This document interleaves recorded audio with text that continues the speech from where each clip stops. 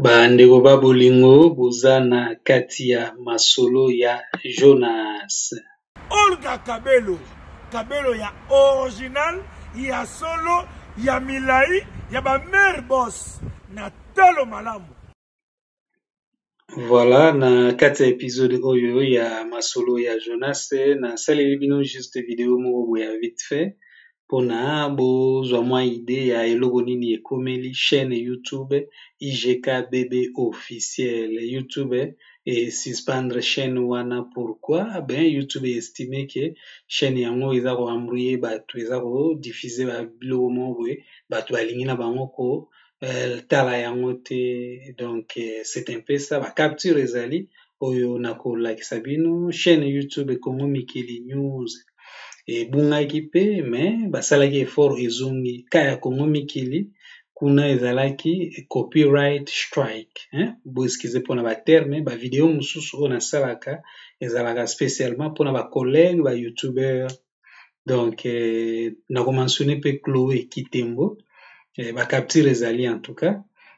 Voilà, avant tokota en profondeur ya lisolo na biso napesaka Blaise Vantard na Caroline du Nord bambote napesaka mpe mama Raissa Pindi officiel oyo alakisaka bamama congolaise ndenge ya kolamba ba recette na biso ye mpe azwaka bambote nono badiama mpe akoma youtubeuse. Donc na rappelaka bato ke balien ya chaîne YouTube ya nono badiama eza na se ya video oyo na ya mama Raissa Pindi officiel oyo alakisaka bamama congolaise ndenge ya kolamba ba recette na biso. Alors tokoti sikoyo na bozindo ya lisolo na biso IGK BB officiel message oyo eza koafishe yango oyo soki okei na chaîne YouTube na ye eske ezali kozanga kolakisa elongi nde moto ememi ye na situation oyo ou bien asalaki erreur moko ya grave aomeli deja na YouTube kosala erreur grave? Je ne pense pas. Koboya kolakisa elongi aza na ba raison na ye. Alors donc parmi babiloko bamentionné policy against spam, deceptive practices, misleading content. Normalement bakoki bapesa mutu oyo aza na situation oyo bakoki bapesa ye community guideline strike. wana eza punition ya bango moko YouTube nde bapunir yo, eza teke mutu kaka ifo azala derrière. Mutu akoki azala pe derrière à travers bon mutu yango nde amonaki eloko moko ya grave osalaki na chaîne na yo nde afundi yo, mais très souvent ezali algorithme yango moko nde edetectaka robot machine na bango edetecte ke mutu oyo aza na ye utile mpena te mpona YouTube parce que batactique baprocédure bamakambo aza kosala. Donc ezali oyo YouTube epekisi. YouTube ekoma koencourage bato balakisa bilongi depuis ba 2018 ere moko basuspendaka monétisation chaîne etikali nango wana ya toujours moyen ya kosala business sur YouTube meme ata soki oza monétise te, mais ka na ye bademonétise ye te mais basuspendre chaîne mbala moko. Eske asalaki eloko moko ya grave? Alors tokende nano epai ya Congo Mikili. Na Congo Mikili ezalaki il y a presque 3 mois série moko boye chaîne YouTube Congo Mikili ebungaki, mais mpona bango ezalaki copyright strike ezonga nango démarche nini basala. Donc en tout cas eza ba détail moko boye oyo moto akopartage na yo kaka boye te amweke azala mpenza motu na yo ya kati chaîne ekenda mais ezongaka parce que ezalaki donc ezalaki copyright strike. Copyright strike ekomi neti mwa léger par rapport ya community guideline strike. Community guideline strike etikaka motu na mwa bakeskese ebele dans le sens que oza mpenza na idée te ya eloko nini exactement oyo osalaki. So oza démonétisé c'est tout à fait autre chose, mais so oza suspendu chance ezaki bakoki bazongisa chaîne wana so osali badémarche eke bango batrouve ke basalaki erreur. Mais souvent na cas ya community guideline strike en tout cas retour ezalaka te, chaîne ekei fosala chaîne mosusu IGK BB courage ekomeli kaka yo te ekomelaka bato ebele chaque jour. Voilà, alors Chloé Kitembo ye abombi ba video na ye moko. Kombo ezali toujours photo profil ezali ba décor makambo nyonso ezali mais ba video nyonso nde ebungi. Alors moto akoki asala boye parce que bon azongeli nano classe mikolo yango aza na tante ya kosala ba video ya YouTube. Donc mais aza na contrôle ya chaîne YouTube na ye.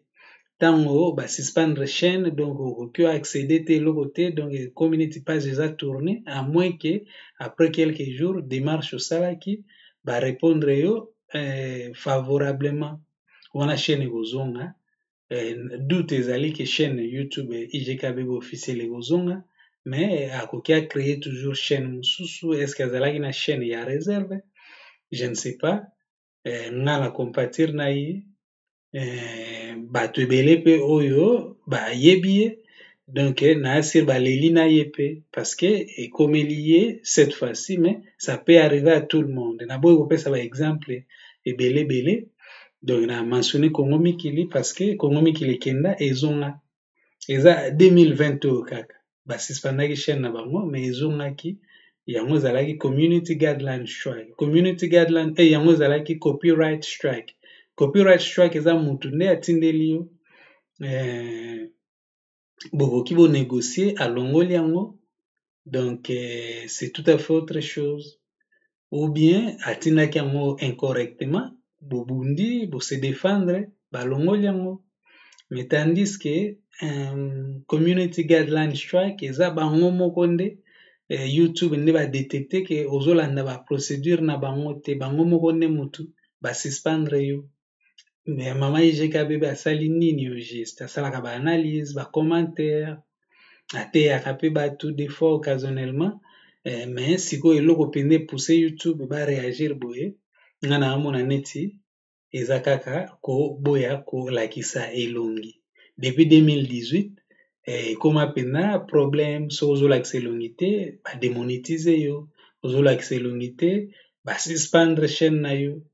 Mais mingi baza kodémonétiser soki babiloko ozosala eza un peu présentable tout ça mais baza koencourager bato quand même balakisa bilongi donc mpona mwa punition moke bakolongola nano monétisation. Voilà.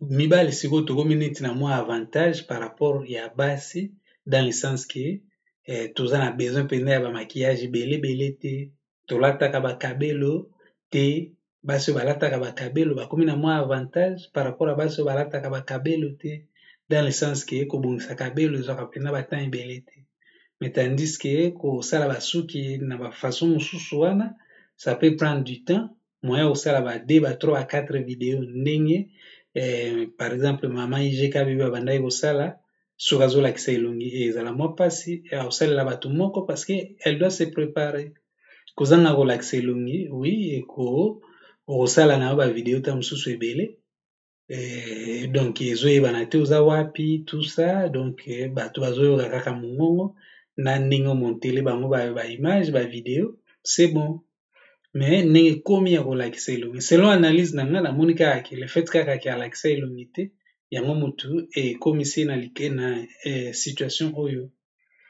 Cette fois-ci soki azongi ntango mosusu akolakisa elongi est ce que akozala mesure ya kosala ba 2 ba 3 video par jour en tout cas eza facile te eza mpona basi eza mpena facile te solution facile Olga Kabelo donc baprix mpe eza nango mpena motuya mingi te epuis bakabelo yango eumelaka avantage ya bakabelo yango wana. Alors courage na nani oyo IGKBB so azongi lisusu sur YouTube donc ozongi collègue naasira kozonga na ye mpo yango nde bato tu basalaka akozonga na ye lisusu sur YouTube la vie continue mais cette fois-ci nde chance ezali ke tokoyeba ye tokomona ye en tout cas sans kolakisa elongi monétisation bosana wana na banda kolandela yango depuis 2018 bakoma très sévère 2018 bakangaki bachaîne ebele ya mike ebele ekomaki mpena très sérieux et puis 1000 abonnés pe donc nayebi te soki ezali 2018 ou 2019 à part 1000 abonnés, 4000 heures avant mutu akoma monétiser sur YouTube parce que compétition za makasi, Netflix ezali, Amazon ezali, Facebook ezali, ba Twitter ezali, ba kote wana tu ba Instagram, ba kote wana tu bato basalaka ba video. Alors YouTube pour lutter bazolinga bamatisa sikoyo babiloko mosusu wana oyo baamona neti mutu mpena azweli yango mpena tante. Donc YouTube ezomona comme si bato wana bakobebisa image ya YouTube soit bademonetize yo mpo ozala so motive kosala bavideo ebele te, soit balongoli chaîne na yo carrément soki baza na assez d'évidence ke chaîne na yo eza nango mpena rentable te mpona bango. Alors ka ya IGKBB moya koyeba exactement pourquoi ekomeli ye ezali te, mais oyo bakoseka ye bobosana te ke ça peut arriver à tout le monde. Donc c'est un peu ça. Na suki awa nakosala ba recherche banini mpona koyeba exactement eloko nini esalaka ke bademonetize chaîne soki ozolakisa elongi te. Donc il faut lakisa elongi ata moke banini tout ça. Nayebi balien wana comment retrouver balien epai wapi baza koexplike babiloko wana nyonso, mais YouTube ezosenga mpe koyeba mpe mwa droit mpe ya YouTube wana mwa baprocédure na bango. Donc il faut kotangaka mpe oétudie ka na yo banature ya bavideo na yo olandeli yango osali barecherche mpo otanga oyeba soki oza dans le bon ou bien ozali dans le bon te. Voilà, Blaise Vantard na Caroline du Nord, Mama Raissa Pindi officiel alakisaka bamama congolaise ndenge ya kolamba ba recette na biso. Lien na ye y compris lien ya chaîne YouTube ya Nono Badiama ezali na se ya video oyo.